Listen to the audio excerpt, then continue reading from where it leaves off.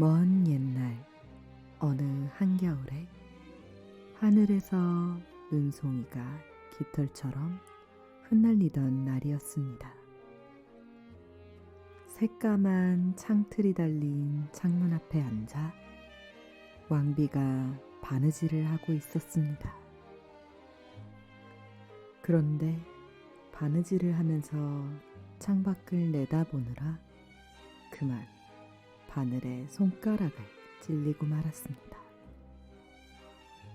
세 방울의 붉은 피가 눈 위에 똑똑똑 떨어졌습니다. 새하얀 눈을 물들이는 선혈의 붉은 빛이 눈부실 정도로 선명했습니다. 그 모습을 바라보는 왕비의 뺨이 붉게 달아올라 여느 때보다도 더 아름답게 보였습니다. 결혼한 지 벌써 10년째인데 아이가 없다니. 나도 아이를 낳고 싶어. 이 눈처럼 새하얀 피부, 피처럼 새빨간 입술, 그리고 저 흑단나무처럼 새까만 머리카락을 가진 아이를 갖고 싶다. 제발 내게 그런 아이가 있었으면. 하늘에서도 왕비의 간절함이 느껴졌는지 얼마 후 왕비는 딸을 낳았습니다. 왕비가 소원하던 대로 아기는 눈처럼 하얀 살결과 피처럼 붉은 입술, 흑단처럼 검은 머리카락을 가지고 있었습니다. 그래서 아기는 백설공주라고 불렸습니다. 아기가 태어난 지 얼마 뒤 왕비는 그만 세상을 떠나버렸습니다. 왕비가 떠난 뒤 1년이 지난 다음 왕은 다른 여성과 결혼을 했습니다. 왕비는 아름답긴 했으나 자존심이 강하고 거만해서 자기보다 아름다운 여자는 눈 뜨고 보지 못하는 아주 지독한 성미를 가지고 있었습니다. 이 왕비에게는 마법의 거울이 있어서 때때로 거울에다가 자기 얼굴을 비추며 이렇게 말했습니다. 거울아 거울아, 벽에 달린 거울아, 이 나라에서 누가 제일 예쁘니? 그러자 거울이 대답했습니다. 왕비님이시죠. 그런 대답을 들으면 왕비는 뿌듯했습니다. 거울은 절대 거짓말을 하지 않는다는 사실을 알고 있었기 때문입니다. 그러는 사이 백설공주는 무럭무럭 자라면서 하루가 다르게 아름다워졌습니다. 7살이 되자 더욱 예뻐져서 왕비의 아름다움을 앞지르게 되었습니다. 어느 날 왕비가 거울에게 물었습니다. 거울아 거울아, 벽에 달린 거울아, 이 나라에서 누가 제일 예쁘니? 거울이 대답했습니다. 왕비님도 보기 드문 미인이지만 백설공주는 그보다 1000배는 더 예쁘답니다. 왕비는 파르르 몸을 떨면서 질투심으로 얼굴이 새파래졌습니다. 그 이후로 백설공주에 대한 미움은 더해만 가서 백설공주의 얼굴을 볼 때마다 왕비는 속으로 치를 떨었습니다. 그리고는 왕비는 매일매일 시도 때도 없이 거울을 바라보게 되었죠. 눈과 코, 그리고 입술. 그녀는 눈동자를 천천히 이동하면서 어느 한 부분도 빠뜨리지 않고 하나하나 확인해 갔습니다. 눈가에 깊이 파인 주름, 탄력을 잃은 피부, 보기 싫게 드러나 있는 갈색 반점들. 왕비의 나이가 확실히 그녀의 미모를 갉아먹고 있었습니다. 왕비는 모든 방법을 시도해 보았습니다.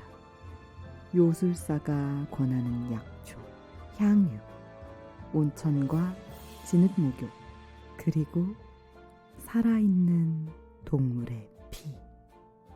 그러나 그 어떤 것도 도움이 되지 않았습니다. 마치 고행을 하듯 정성스럽게 다듬어온 아름다움.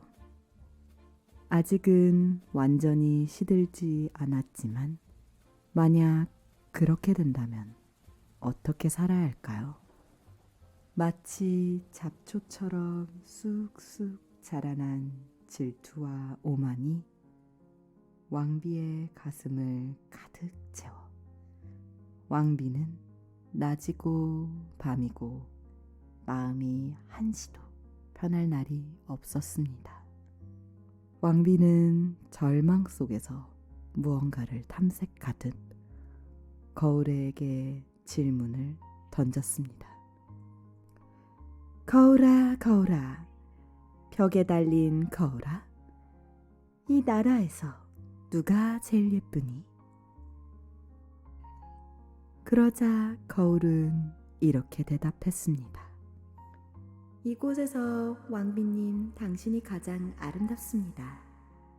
하지만 이 세상에서 가장 아름다운 사람은 백설공주예요. 더 이상 참을 수가 없었습니다. 백설공주만 없어진다면 모든 것이 다 보장됐습니다.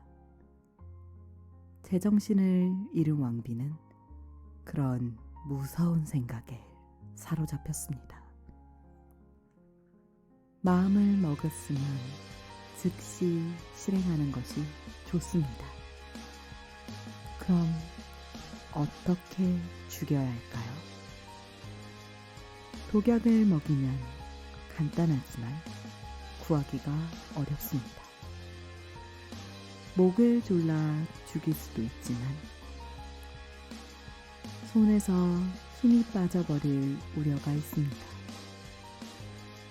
왕비는 여러모로 망설임 끝에 마침내 사냥꾼을 불러 이렇게 명령했습니다.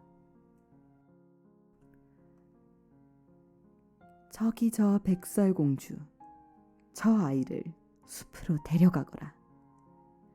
2번 다시 저 꼬락서니를 보기 싫으니 저 아이를 죽인 다음 그 증거로 허파와 간을 내게 가져오너라. 왕비의 명령을 받은 사냥꾼은 머리를 조아린 뒤 백설공주를 찾아가 달콤한 말로 유혹했습니다. 어머, 사냥꾼님, 반가워요. 응? 숲이요? 숲으로 놀러 가자고요? 숲에는 왜요? 재밌는 거? 갑자기요? 좀 이상한데? 아니요. 다음에 갈래요. 그러자 사냥꾼은 강제로 공주의 손을 잡고 숲으로 향했습니다. 하지만 숲으로 가는 도중 사냥꾼은 문득 공주가 불쌍하다는 생각을 하였습니다. 이렇게 귀엽고 순진한 아이를 어떻게 죽이라고 하는 걸까요? 사냥꾼은 신분이 높은 사람들의 생각은 전혀 짐작을 할 수가 없었습니다. 그러나 명령은 명령. 사냥꾼은 칼을 뽑아들고 백설공주의 순결한 가슴을 찌르려는 찰나 백설공주가 울면서 목숨을 구걸했습니다. 사냥꾼님?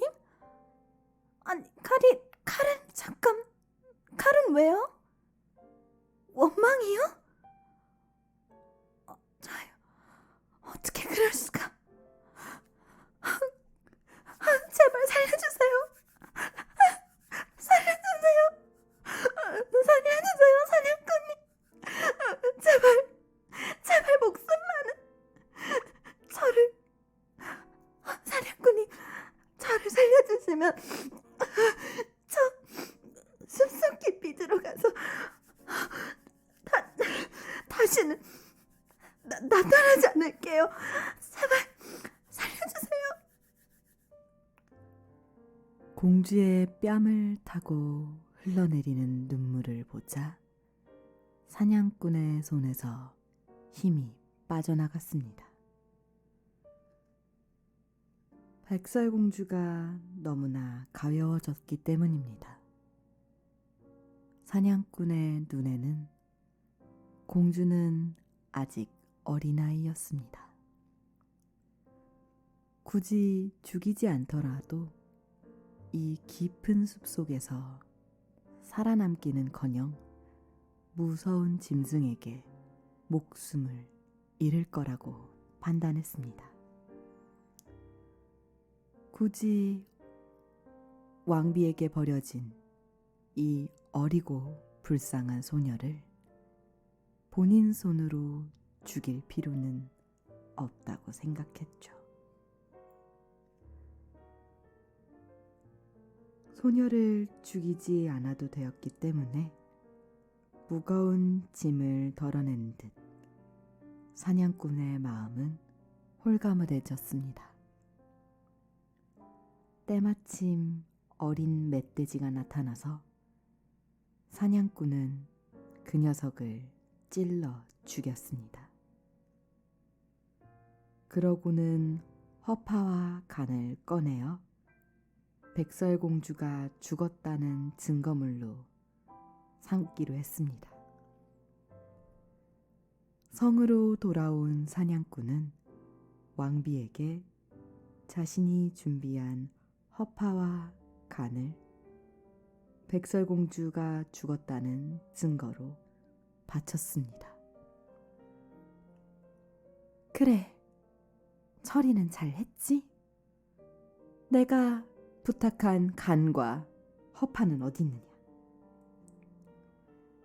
기다리고 있던 왕비는 사냥꾼이 내미는 싱싱한 장기들을 요리사에게 건네주었고 요리사가 소금으로 간을 맞춰 끓여왔습니다.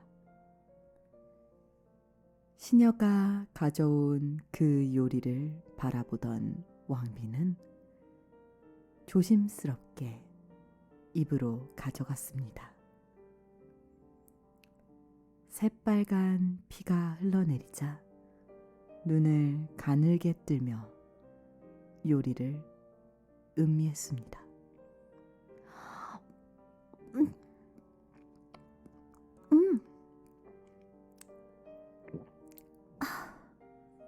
이제 백설공주의 모든 것을 내 것으로 만들었구나.